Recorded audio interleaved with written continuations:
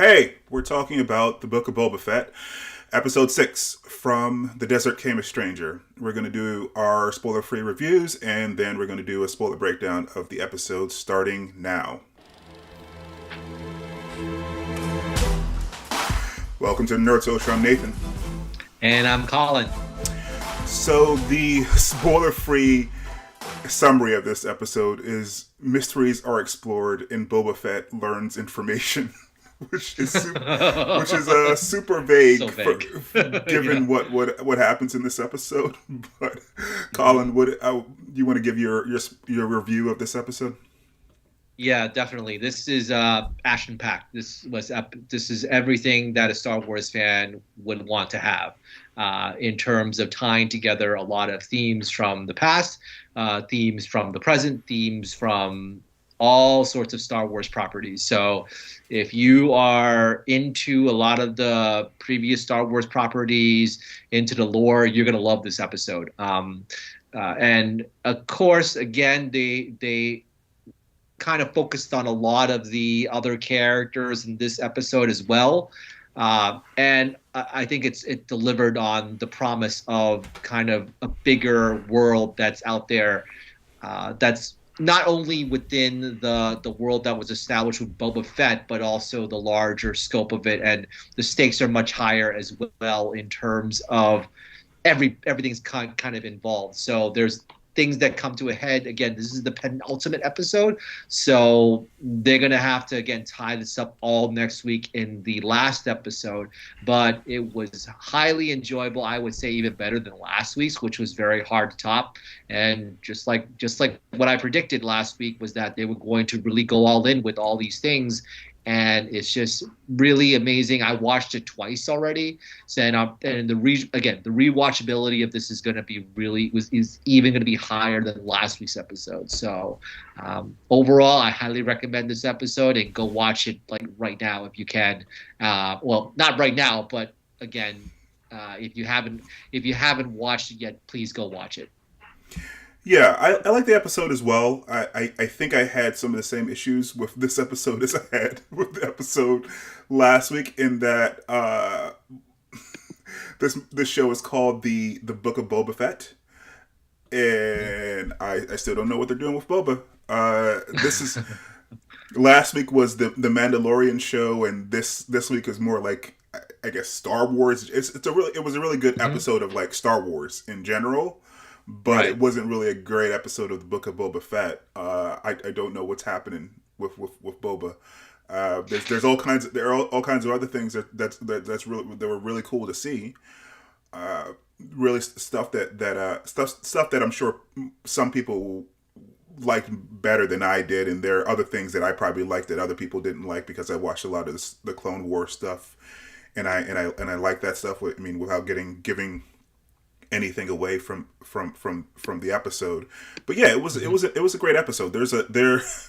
Where we actually typically record this at 8:30, and it took so much longer to prepare for this because there's so many things that we have to go over. It actually seemed like a sort of like a bunch of shorts. This episode almost with lots of different characters. So yeah, it was a great episode. But I don't know how they're going to wrap everything up with one episode left. And Boba is again sort of MIA in his own episode. I mean, I without giving too much away, he doesn't feature as much in this episode as you would expect, given that his name is on the it's named after the show is named after him. So Yeah.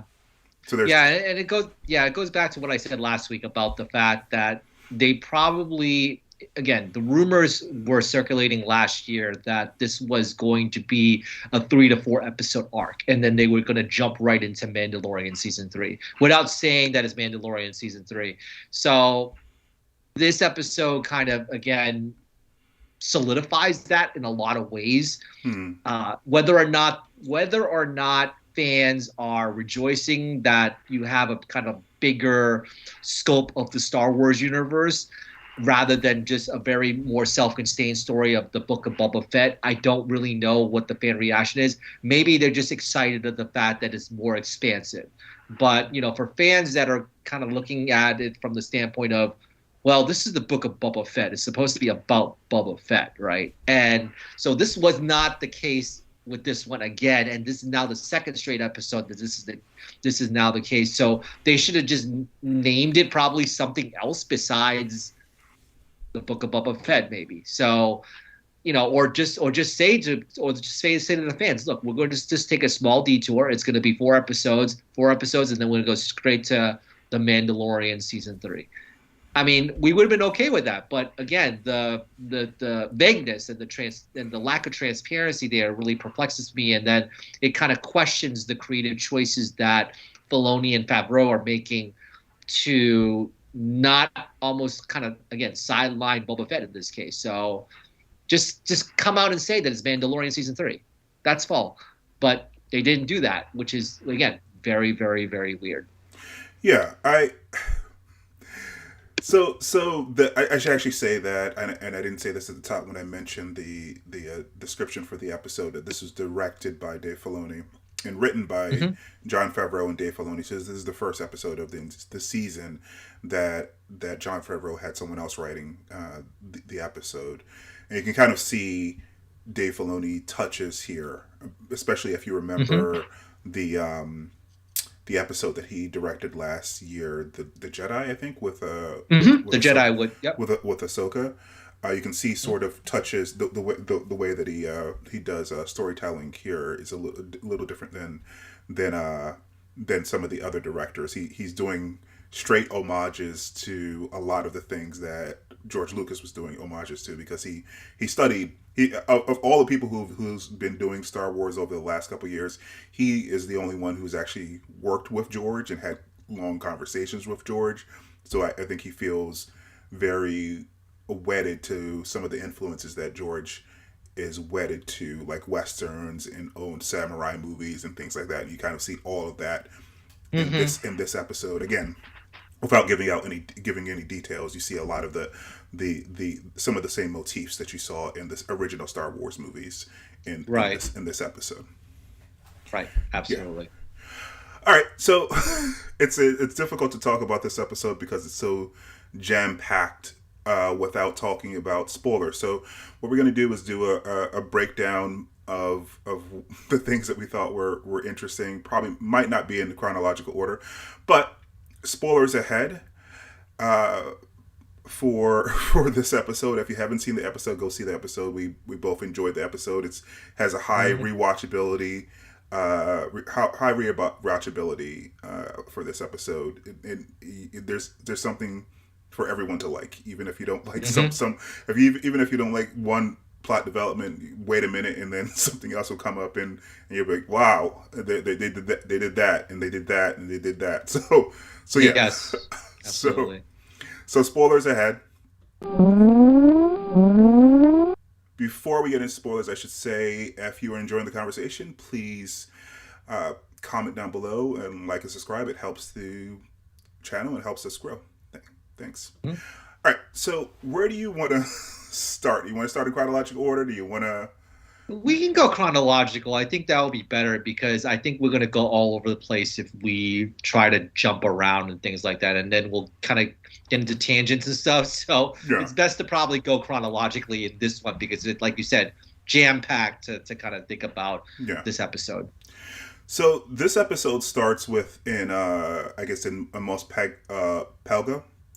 With Pelgo. Mos Pelgo with Cobb Vanth. And he confronts some of the people, some pikes who are running spice through his territory, and it doesn't end very well for them. He cuts them down very quickly. So I guess that's sort of the establishing shot, and also the I guess Dave Filoni showing you how bad or how good Vance is even without the armor. I guess to kind of set up someone else who shows up later on, given how good he is, it's I guess to show how to remind you how good he is, even without the Right. armor. But we'll see a bigger fish come later on, who will challenge him. Right. So yeah, this was good. I think that this was definitely what you said is kind of like a setup as well in terms of how good he is. And for those of you that don't remember this character, he's played by Timothy Olyphant, and he was in season 2 of the second episode, I think, and he was the one that had Boba Fett's armor. Yeah. He bought it from the Jawas, and we saw from the beginning of the Book of Boba Fett, that the Jawas were the ones that took his armor. And so that's how Cobb Vanth was able to get the Boba Fett's armor was from the Jawas, and so it kind of established that, and that was the episode with the Krayt Dragon, and where the Mandalorian was working with Cobb Vanth, and also from the villagers from Mos Pelgro to defeat the Krayt Dragon, because they were disrupting a lot of the things that were going on in the town. So it was a big kind of like a big kill, and also a big kind of almost like they already had some agreement, like some side agreement about when Djarin said, okay, well, you're going to give me the armor if I can kill this Krayt Dragon for you. So that's kind of where his character was left off until we see him in this episode now. So it's been a while for some people. And we knew at that time that he was going to come back into play somehow, some way. But it was interesting to kind of see him again in this context. Yeah, Timothy Olyphant, of course, is really great with playing these sort of characters. He played this sort of character in Deadwood. He played this sort of character in Justified. So he plays the gunslinger, the lanky gunslinger very, very well. So it was awesome to see Timothy Olyphant show up again. So, and this is that we actually cut. This is actually before the credits. So we get the credits, and then we get the name of the episode, and then we jump to Din Djarin flying to see Grogu, which we got a setup for last week. I didn't know. I didn't think that they were going to actually show it in this episode, because I thought they were just going to go back to Boba Fett because the show is named Boba Fett. I thought we would see it like next season in the Mandalorian. But yeah, we see him going to try to give Grogu his gift, and he goes to the world where Luke is training Grogu. Which is kind of like a luscious world, not a swamp world like I guess where Luke was trained, but it's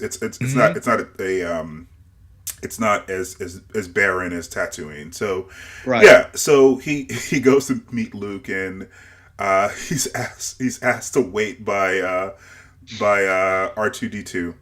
R2D2 turns off basically. He does that a lot. I think they're making jokes about how he did that in the new trilogy. Like he just turned off when he doesn't want to talk. He just turns off. So yeah, we also see in this scene that Luke has a bunch of droids building a temple. And this will be the temple. This will be the temple where he teaches his new Padawans that we know are all going to be destroyed later on. So yeah. Right, exactly. So again, it kind of ties in a little bit of everything here. Going back to R2, it's very funny because there's these memes online that said like he's like one of those ride or die type of droids, where he basically did not tell anybody what happened, with his father, because he was with Anakin at that time, and so he basically has stayed silent for most of the time. I mean, he is basically the only character throughout. I mean, if you think about it, throughout all 9 episodes of Star Wars, from the beginning to the end, his story is all there for everyone to see. Not even 3PO, because again, 3PO was created at the end, like at the middle of episode 1, by Anakin. So he wasn't really there for the whole time. So R2 has been there the whole time. So Was it's R2 kind of very good kind of lineage in terms of all the movies that he's been there throughout all of that. I mean, he was in episode 1, but was yes. he? But he was. I think he shows up after CPO in that episode. So what happened was that they were escaping the planet, right? So people recall they were escaping Naboo. He was on the Naboo royal ship, and so he was one of the droids that was fixing the ship while they could not jump to hyperspace. So that was where he was originated. 3PO actually originated with Anakin. Yeah, Anakin built him. Yeah. Yeah. So that's why, like R2 actually predates 3PO by a little bit. So in terms of the continuity of the movies. So that was interesting, and also like you said, it was very interesting that you see the building of the Jedi temple area, right? But we saw those in glimpses in Force Awakens where it was burned down by Kylo Ren. So you saw a little bit of that kind of starting off point, and and also you can see, and this goes back to what I said about Djarin. He has this type of very curious, like innocent humanity to him that makes him very endearing, and I saw that through what he was emoting, to the droids. He's like, well, what's going on here? Like, I have to see here. Oh, it's a bench. Like, it's very pleasant in some ways, and I think that's what's endearing to a lot of individuals or fans of Star Wars, to kind of see him in that context. And yeah, it was just a great scene overall. So somewhat comedic, but also you kind of felt as though, yeah, what is he doing there? I'm kind of lost. Why am I here? And then I think he made some joking comment to the droid about, "Are you alive?" or something like that. I don't remember what it was, but it was very funny actually. Yeah, it was the whole. I mean, I guess that, like I said, in this episode, if you don't like what's going on, the next minute something else is going to show up. So the next thing that we see is actually Luke showing up, which again, right. I mean, I told you last week that I'm not Luke's biggest fan, so that wasn't very interesting to me. But we're seeing Grogu again was cool.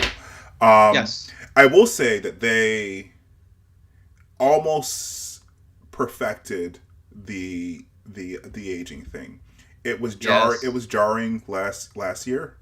I could see it, and it was distracting. But apparently, they hired someone on the internet who decided to do a better one to do this one, and he did a much better job than they did last year, because you really can't tell. It was like for like when he first showed up, it was like, did they hire Sebastian Stan? No, they didn't hire Sebastian Stan. That's not Sebastian Stan, but it looks like a real human this time, as opposed to last time when it was obviously not a real human. Yeah, I thought I kept, at the end of the episode, they fooled me enough that I had to go back and see whether or not Sebastian Stan shot some of the scenes, but no, they did the face swap. So yeah. Right. Right. So Mark Hamill did come back for this one again, and and I definitely noticed that. I actually, a few hours ago, I watched it with my brother, and I think that the look on his face was like, my brother's face was like, wow, they really did an excellent job on this. They really deep faked me, and he was just so thrilled. And like he's kind of like a fan where he has been very disillusioned by the sequels, and just his excitement was like palpable to me.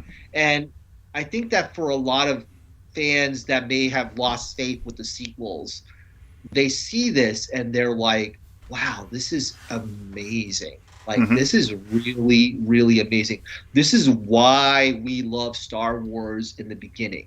Like, when we were kids, when we saw the originals, with Luke and Han and Leia, this was that type of moment that I saw in him that was very touching in many ways.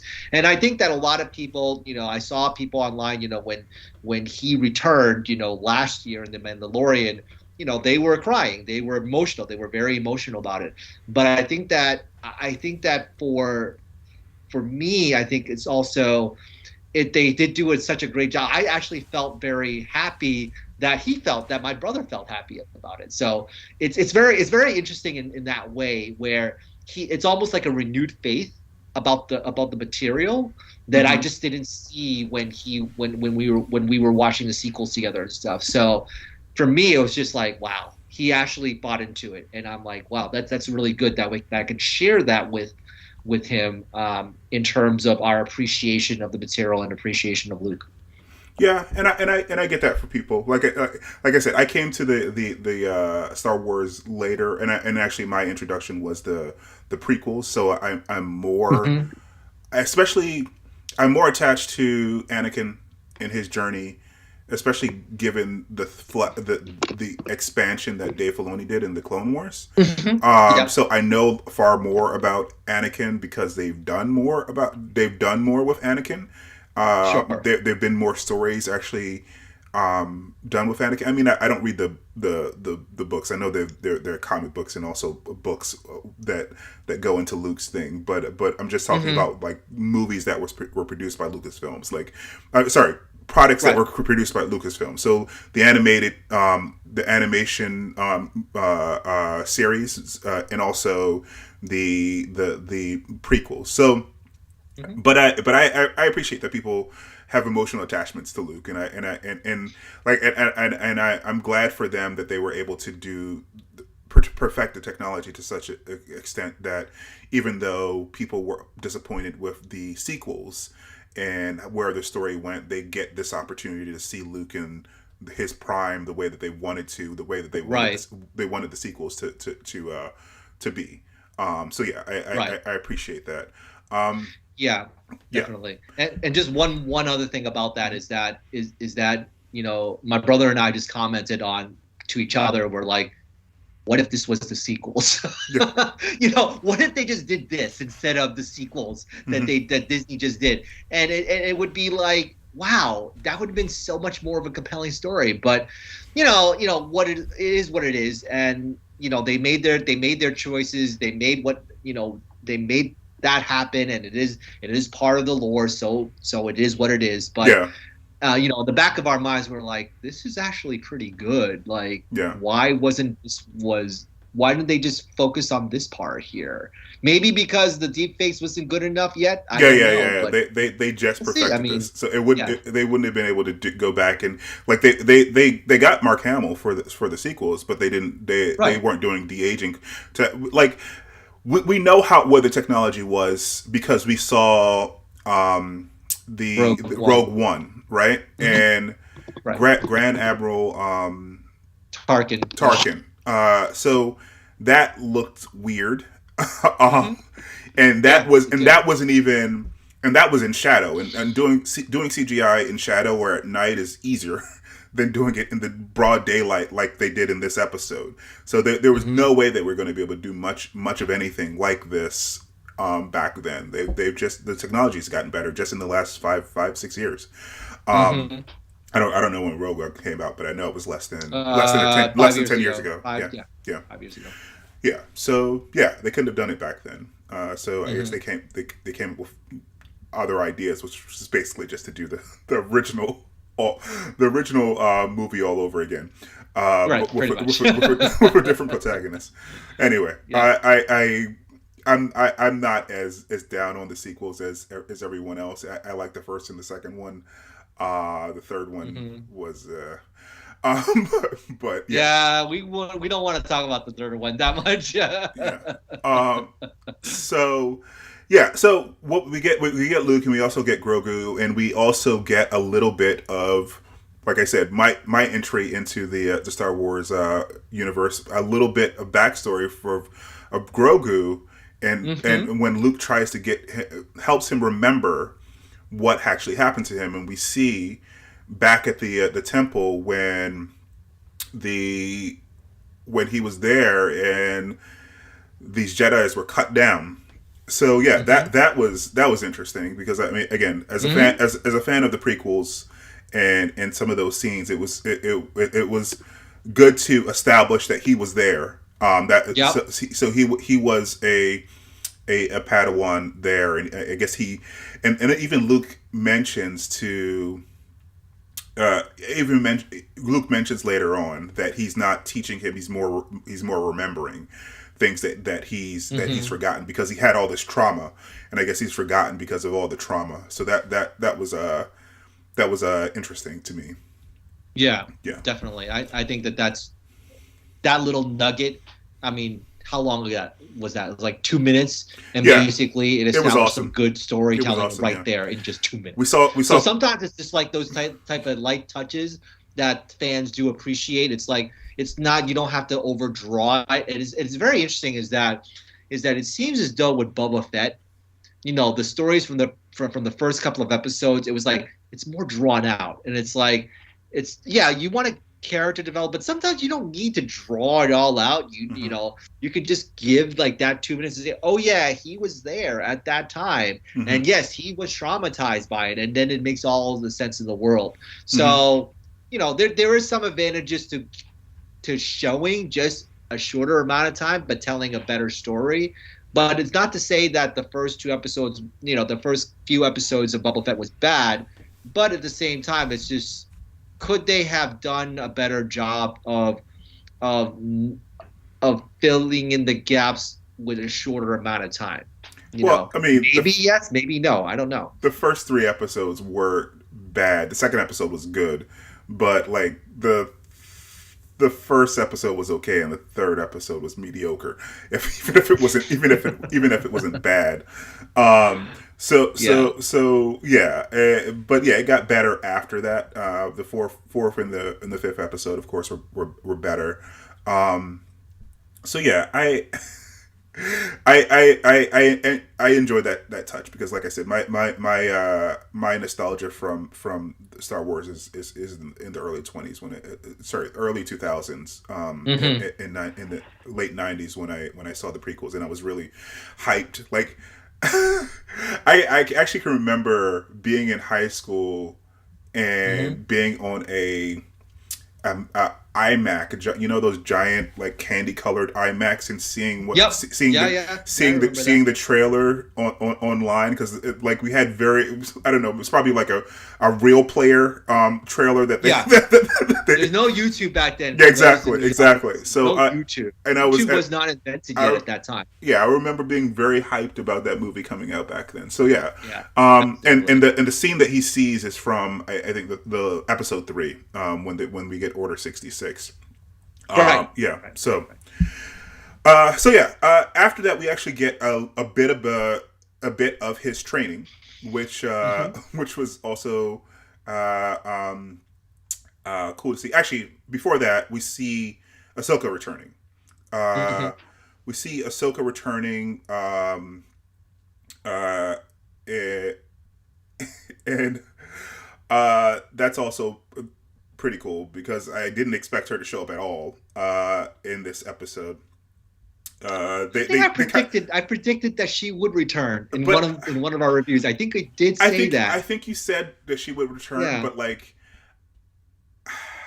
I didn't expect them to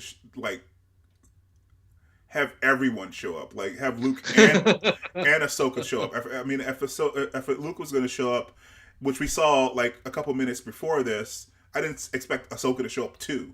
And then we get another reveal later on that I'm actually more excited about. Well, I like Ahsoka a lot, so it's probably up on par with Ahsoka showing up. We get another reveal later on that I was like, what? they True. Yeah. So Ahsoka shows up and she talks Din out of actually going to see Grogu because she says to him that it's already very difficult for him, so he gives her the gift that he got from the armorer, and then he goes back to Tatooine. So we go back. So we get back to the the training of Grogu, and we see I guess for people who love the originals, we see the training ball. Although the training ball actually shows up in the prequels, in the sequels as well, in the prequels and the sequels, we see the training ball a lot. So we see the training ball zapping Grogu here. So yep, we're like, oh no.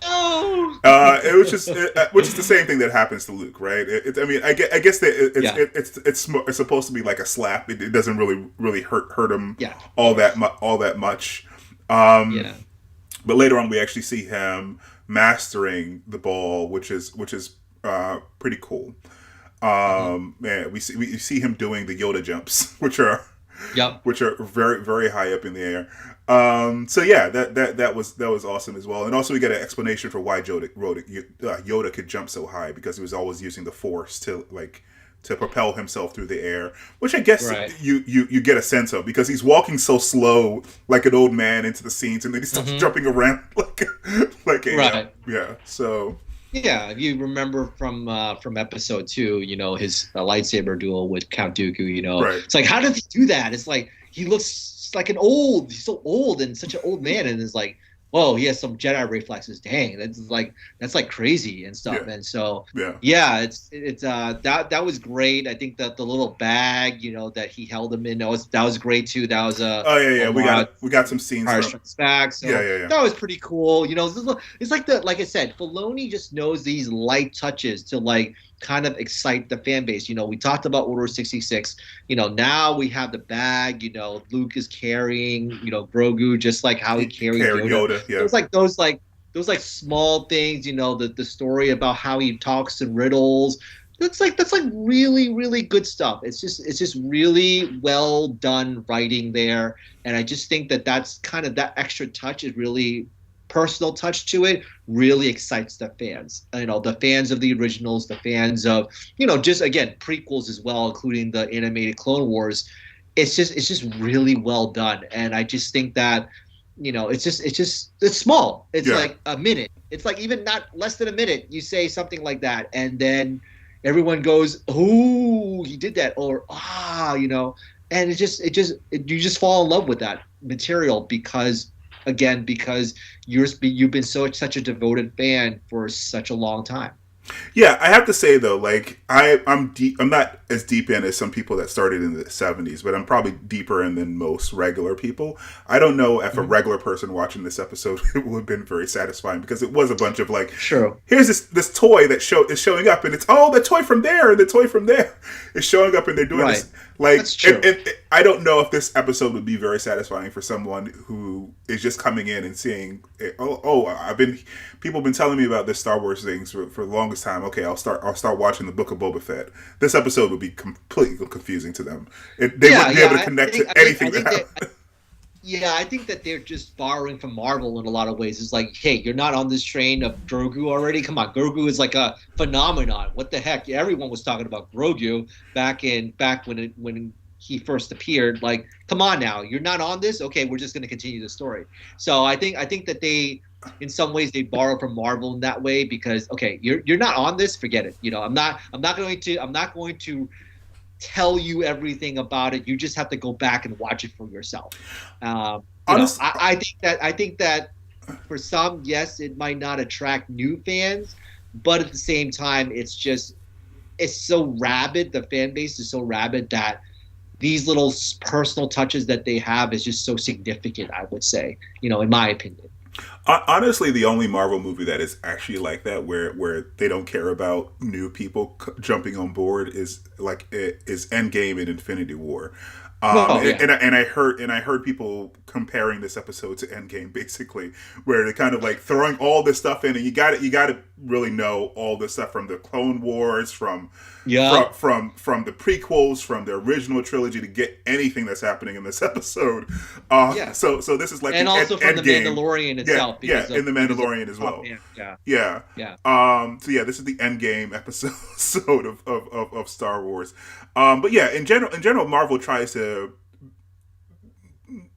make each movie stand on its own, except for, like I said, Endgame. Because if you weren't paying attention for the 10 years, you would be completely lost in Endgame.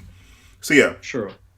So after the talk with Din and he leaving, we and actually in that conversation she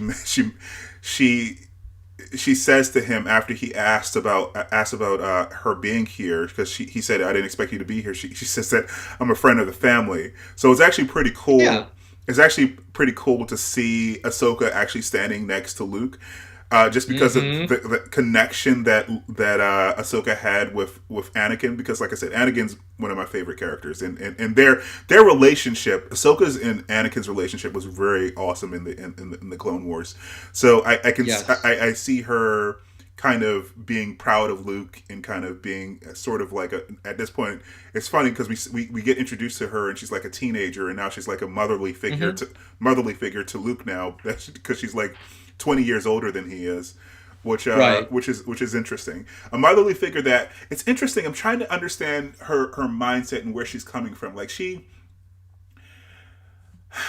obviously told him about his father, right? We can assume based upon their interactions that they've had conversations about his father, and when he went down the dark side, went to the dark side when he had attachments. So now Luke is preaching the same stuff, but this is also, if you watch the Clone Wars, this is the reason that the Jedi Order fell, because of their hubris and their rigid, dogmatic preaching of no attachment. So he's doing it again, and maybe they're doing that by showing that he's making the same mistake, and that's why he's going to fail. That's why they're trying to connect it to the sequels, because we know that the temple's going to fail, right? Right. Because we know that he's going to be preaching the same. He's teaching the same exact stuff to Grogu that he's probably going to teach to Kylo Ren, and Kylo Ren can't square that circle either. He's more like his grandfather. And that he wants his attachments, so that's why Luke fails, I guess, because he hasn't learned from the past. Yeah, that's a good point, and I think that, with him, I think that he's still struggling through it. I mean, yes, he's definitely at his peak of his powers in terms of I'm talking about Luke here, like at the peak of his powers, but at the same time, those things about attachments are still he's still very rigid in terms of the dogmatic, like you said, the dogmatic part of the Jedi in many ways. And so, yeah, I think that's coming from Yoda, that's coming from Obi-Wan.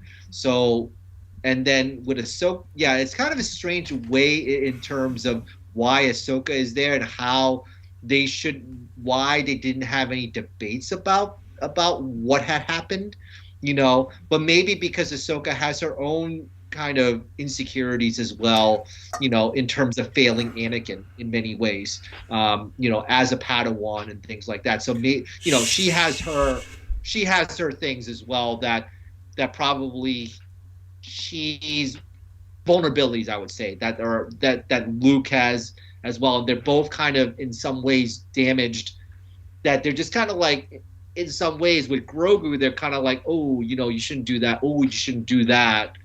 You shouldn't do that because it's going to become that. Right. Instead of like guiding him in a way where it's, I don't know, maybe more with more wisdom and more. Yeah. Maybe, I don't know. She could definitely, I appreciate that she's there, because like I said, she's like 20 years older than him now. So she has wisdom to impart. She was disillusioned with the old way. She left the Jedi Order. That's why she's not dead.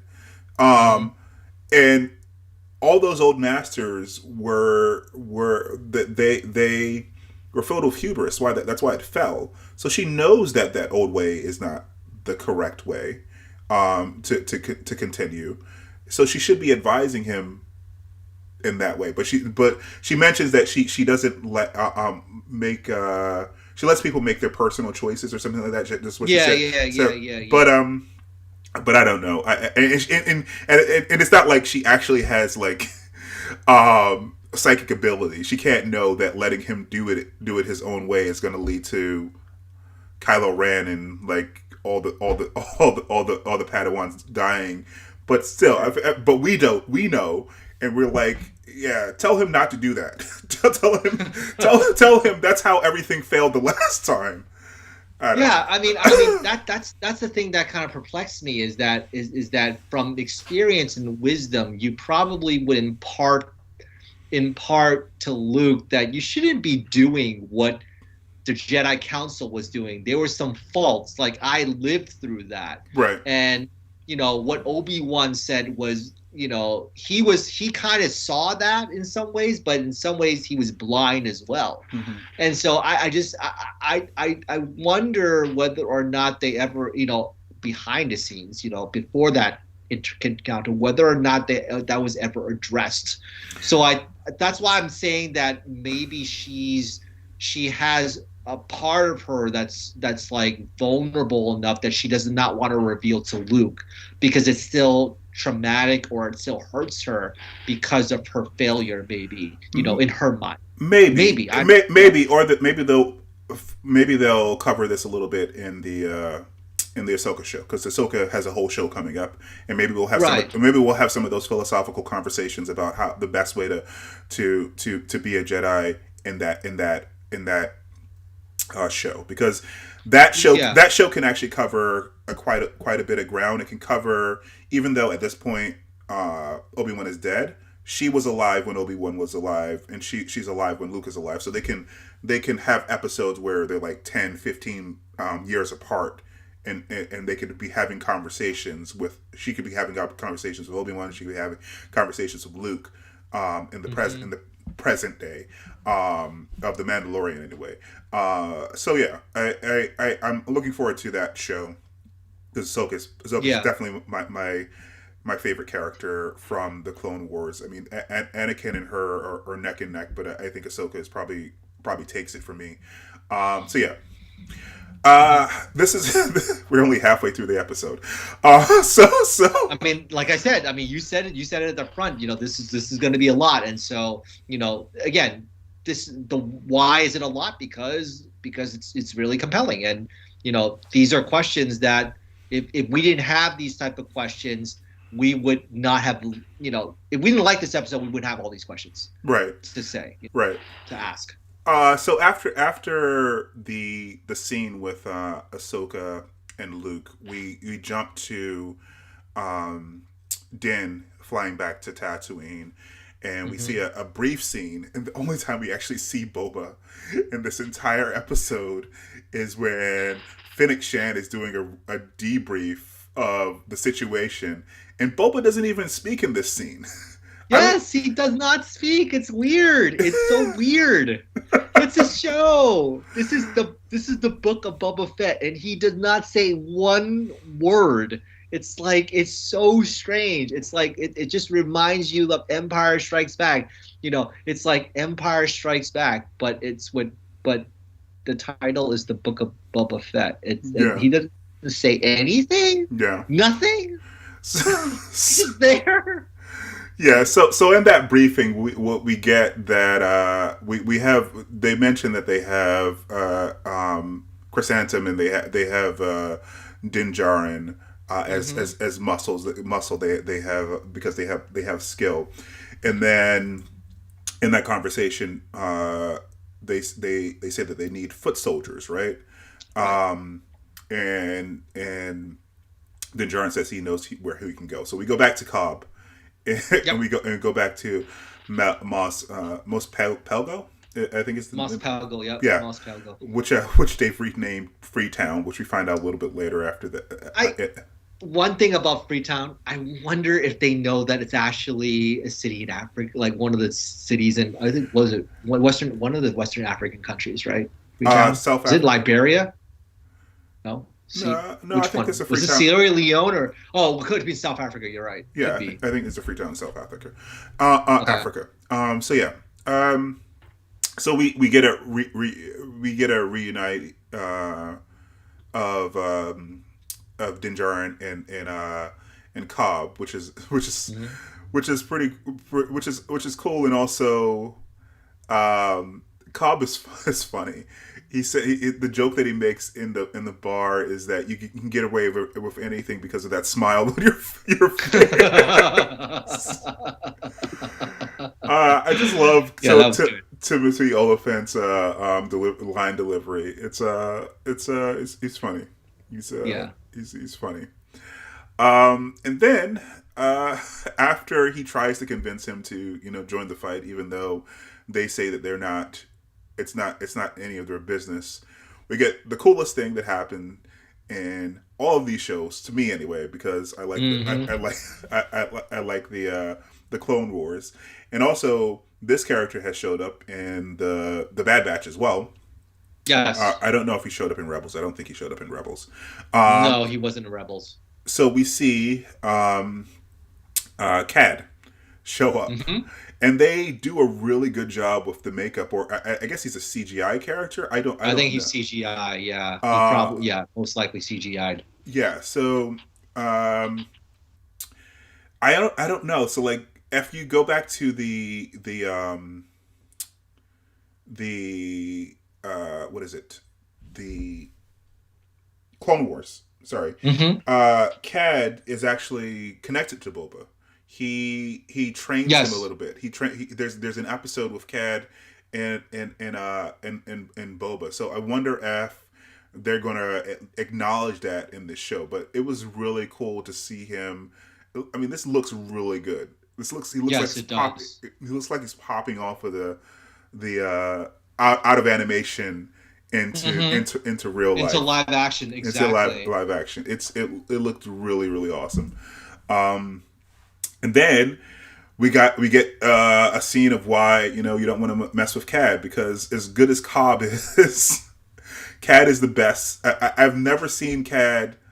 They might have him lose a duel at some point, but I haven't seen him lose a duel yet. He's always the quickest. I don't like you saw him take down one of the stormtroopers, the Clone Force 99 and the Bad Batch as well.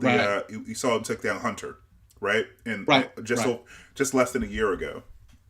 So yeah, he's fast. And he's deadly. He's deadly. Yeah, he's a very compelling character because I think that they just built him up very well. Mm-hmm. Like as a very good villain. Yeah. Where he's straight up villain. Yeah. He's not even you can't even consider him as an anti-hero. Mm-hmm. He is a straight up villain in this, like a really well made villain. I think he started off, I think it was one of the very early episodes of the Clone Wars. He was part of the machinations with the Senate, scheming with the Senate. He also stole Padawans, potential Padawans, yeah, and just plain evil. And also I think he did some stuff with I think he did fought Fennec, and Fennec almost died. Yes, Fennec almost died. Yes. Yeah, in that episode, I think it was on Camino. And it was in Bad Batch. It was Bad Batch. Yeah. Was it? It was in Bad Batch. Oh yeah. It was in Bad Batch. Oh yeah, Bad Batch. Exactly. So he is just one of those villains that he is so compelling. He is so menacing in a lot to all of the heroes, to all the Star Wars heroes throughout the series. And to see him in live action was just, like you said, amazing. It was just because I saw it in the you saw the build up to it, and then you were like, oh, yeah, he's just like a figure in the distance walking into. It's very Western. Like I said, Dave Filoni's doing a very Western thing there. When I saw that, I was like, no, they did not. No, they did not do that. No, they did. And I was just anticipating. I was like, that has to be Cad Bane, and I'm like, how are they going to show him in live action? And they did an excellent, like you said, an excellent job of showing him in live action. I think they even did it better than the Pikes. And I would say that having seen the Clone Wars, I think the Ahsoka reveal in live action was great, but this was better. Yeah, he I looks. think this was better than He looks. this was better than Ahsoka's So he appearance. looks so good. It looks. Yes. It looks. Even with the sharp teeth, he looks. Yes. He looks so good. So yeah, I was happy to see him, and I'm really looking forward to like the interactions in the next episode. Like Boba is connected to him. He nearly killed Fennec. Both of them are going to be in the last episode. I don't know. Is this are they going to have him show up to kill him off in the last episode? I don't know. Like he's also obviously a very long. He comes from a long lived race similar to Yoda's race, because he at this point is at least 70 years old. Like he showed up in the very beginning of the Clone Wars. He lived through all that. This is after Luke was born. It's like he was an adult when Boba was a child. He was an adult when Ahsoka was a child. So he's pretty old now. But maybe he's like Yoda's race, and they just live longer, because he doesn't look at he's not any slower. No. so yeah. No, it's just really amazing. I think, like I said, how Filoni has been able to translate a lot of his Clone War characters to live action, and it's just really amazing to see. It just gives you chills in a lot of ways. It's like, wow, he actually did do that, and they actually were able to do that and execute it. And then on top of that they are able to deep fake, Luke Skywalker. Wow. Yeah. And then they have Grogu. Wow. I mean, I think it's like wow after wow after wow. And it's just this episode, that's what I said in the beginning, this episode was packed in terms of it. And then just the interactions with them. That's the good and bad and the ugly. That's like right there. Yeah, like, exactly. Yeah. My word, that is just so well done. And it's just really, really, really well done overall. And that whole scene was so tense as well. It was awesome. It was awesome. Yeah. They like I said, Luke isn't my favorite, but the fact that they did this was so awesome that I'm looking forward to them, reaching out to Harrison Ford and saying, we can, or Luke reaching out, and maybe we might see Lando Calrissian again, a younger version of, I know that they recast for the Solo movie, but now they don't have to. They can just show them as older, using deepfakes, and Yeah, I don't know about Harrison Ford. I think that he's really moved on. Mm-hmm. Never say never, but I just think that I think he's done what he needs to do, and I think that he's still kind of like that kind of bitter old man that he's not gonna. He's stubborn about it. I don't think he's. I don't know, man. He's doing another. He's doing another. Be game for that though. Yeah, I think Billy D. Williams would definitely be game for it. But I mean, like you said, he's a bitter old man, but he's doing another Indiana Jones movie, so he doesn't. He likes Indiana Jones though. He actually likes Indiana Jones a lot more as a character. That's the thing with him. I know it's been mentioned multiple times. That he doesn't really get it. Get the whole Star Wars thing. I think that's it. Just kind of exploded on him, and then he's just like kind of resistant to it. You never see him in that type of. I guess thrilled about it. Whereas you see Mark Hamill, he's like extremely thrilled. He doesn't care. But for Harrison Ford, it's like Yeah. I guess if you actually buy into the bitter old man thing, I guess the Indiana Jones things would have been more like the movies that he watched as a kid, the adventure movies that he watched as a kid, than the Star Wars thing. So maybe he's more connected to that character than the other character. All right, so we're not talking for like another 30 minutes. Let's move on to the last couple scenes. The last couple scenes is in I guess the bar, or the it's not a cantina. Yeah, the sanctuary. The sanctuary where Jennifer Beals' character, what is her name? Garsa Fwip. So we see her bar. We see some pikes coming in. They ask them to shine their helmets to kind of give them a bribe. And they don't want their helmet shine because they want to blow up the establishment. And I guess that they're doing that because a lot of like bounty hunters and other people like are there, so they're trying to blow up the muscle that Boba Fett could call upon. But yeah, it was correct. That was hardcore, and it sucks. I don't know. I'm pretty sure Cobb is not dead. Yeah. Because I think Cobb because I mean, he got shot in the shoulder. I think that he's gonna be fine. I think his deputy probably not. No. His deputy right here in this scene. He took the shots here. He's definitely dead. He's dead. Yeah. But we saw people coming to his aid, so I don't think he's dead. But I don't think they can have Cobb survive, and also Jennifer Beals' character survive as well. So I think she's dead, and a lot of people in that establishment is good. Yeah, that sucks. Yeah. Yeah. And then we get the final scene of the episode, which is what we were talking about earlier.